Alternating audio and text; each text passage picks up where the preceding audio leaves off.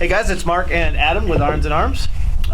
Today we're here to talk about sporting clay guns. So basically what we came out here to do today was we both got a little more serious about sporting clays this season. We're both shooting in a heated five-stand league here in Minnesota at Forest Lake Sportsman's Club. Thank you so much to them for having us out here.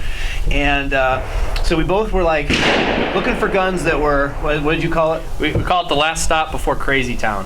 Yeah, so these guns are full-featured guns, right? They have everything you'd want, but they're not that $3, $5, $10, and on up $1,000 guns, right? They're not Caesar money. They're not Blazers or anything like That's exactly right. So they come in right around $2,000 each. My gun here, which we'll start showing you this. So this is the one that I ended up with. This is the Cynergy Sporting. So it's a 30-inch gun with ported barrels and the extended chokes and all the toys.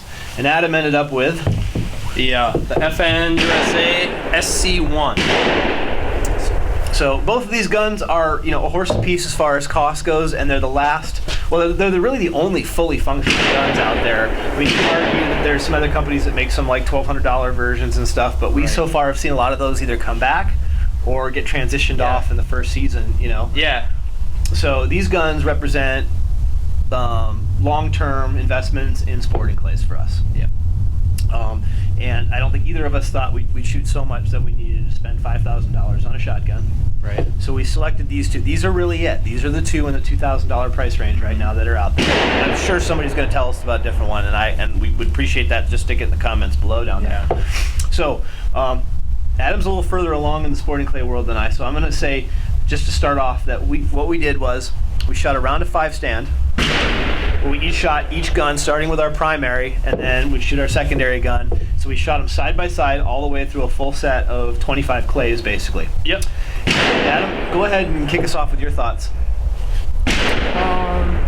Well, I ended up at the SC1 mainly because, I had a good opportunity to buy this one, but also I came to it for the adjustable comb, which really attracted me to this one, because that's something I've come to find fairly important in 3-gun with my rifles and my Benelli shotgun. I like having the custom fit of the cheek piece. Yep. It also came with 5 chokes. It came with a pair of skeet chokes and then IC mod in full. Right. And then I just really like the way the gun fit, and then the action also feels very solid. It's very Satori-esque almost, although there are some key differences, but it feels like a very smooth and solid action compared to some of the guns that we're maybe leveling criticisms at in the lower price points. That's right. So we spent the extra money to get a solid action. So to true this up, what we did was we both shot, like I said, side by side, but we choked both guns identical, and we weren't allowed to change the choke, so we've got mod over IC in the guns, and then we shot the Cleaver Mirage 1145 feet per second in both guns. It's a load that you and I both use for 3-gun. We use it for pretty much everything these days, basically. Okay. So I will say that first thing first, both guns shot super soft, little to no muzzle flip whatsoever. I could hardly discern a difference between the two as it related to delivering the load, right? Anything you noticed there? They don't feel the same. No. But they do feel very similar. Yeah. One does not feel foreign when used to the other. That makes sense. I felt like the FN was maybe reducing the recoil through weight. Yep. And the Browning was reducing recoil through super low bore access. The Browning, you can definitely feel that in the Browning. It definitely tracks a lot lower as it rolls into your shoulder. I think. And that works good for me. I struggle. My issue with this gun, first of all, I would take either one of these and I would learn to shoot them and I'd be happy. I think that's if you want the short review, as nothing fancy would say, you just got it, right? I don't know. You felt about the same way, I think, right? Yep. I struggle with the comb on this being adjusted up for me. I was really forcing my face down on it to get, because I was seeing a lot of rib, I guess is what I'm getting at. One thing I did like about the Cynergy attention to detail that I like, our Browning rep pointed this out to us. You can see the bottom barrel is ported more than the top barrel, so that they recoil somewhat similarly. That's something that's not done on the FN. The FN is ported the same on top and bottom. I'm still new enough to the guns that I can't say that I felt the difference between the two. I didn't. But that's definitely an attention to detail that I did like on the Cynergy. Yeah. So The FN for me, once I kind of like just stopped trying to like worry about getting my face on it all the way, and I just kind of let it run. I was busting a lot of clays. I mean, anecdotally, I think I busted as many clays as either gun. It's actually some of the best shooting I've done in a while because I wasn't really thinking so much about hitting clays as I was, what does the gun feel like, you know? They both. I do love the lines and the look of the. It was tough for me to buy. Both have adjustable triggers. Yep. The length, the triggers actually slide on the track, so you can adjust both of those. Personal preference.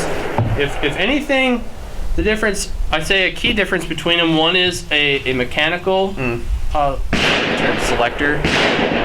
The mechanism inside that switches between barrels is mechanical on the Cynergy, and it's inertia on the FN.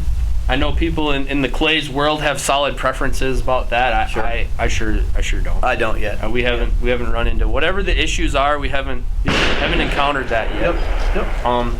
The ejection between the two, I would say, is the biggest difference. When you actually open them up, the Cynergy is not as smooth when you open it up, and I would say the ejection's a little bit more anemic. Yeah, maybe. And no, it's certainly adequate, but if we're trying to differentiate differences between the two, I think the Cynergy doesn't have as much oomph behind the ejectors.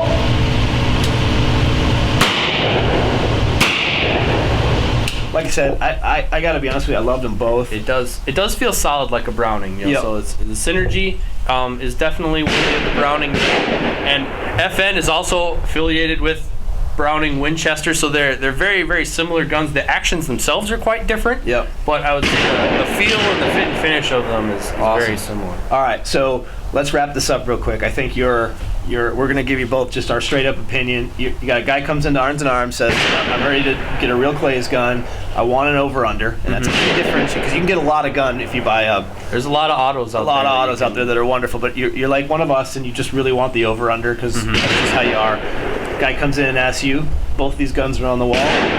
Both these I was kind of worried shooting them both, like we were talking off camera, that maybe I would like the one that I didn't buy. Yeah. And I do, but I'm so glad that I bought the one that I did. I definitely like the FN. Yep. Just a little bit better than the Cynergy, but I would be glad to own either of them. That's fair, and I will say that I am glad that I bought this one. It does fit me better, just right out of the gate than the FN. But I would be totally stoked to have either gun. And my guess is if I had shot 500 rounds out of this one and then did them both, this one would certainly feel more comfortable. For me, it did come up really nice, really even, really smooth. It was really comfortable on the shoulder, but the cheek piece adjusted for you didn't help me in the least. So that could have been a ding for me. I gotta say, they're a horse piece. They're both freaking awesome. They are. They're both amazing guns for a pretty value-based price. That's right. Well, come on into Arms and Arms sometimes, check them both out, and then of course the auto loaders. We look forward to seeing you at the shop.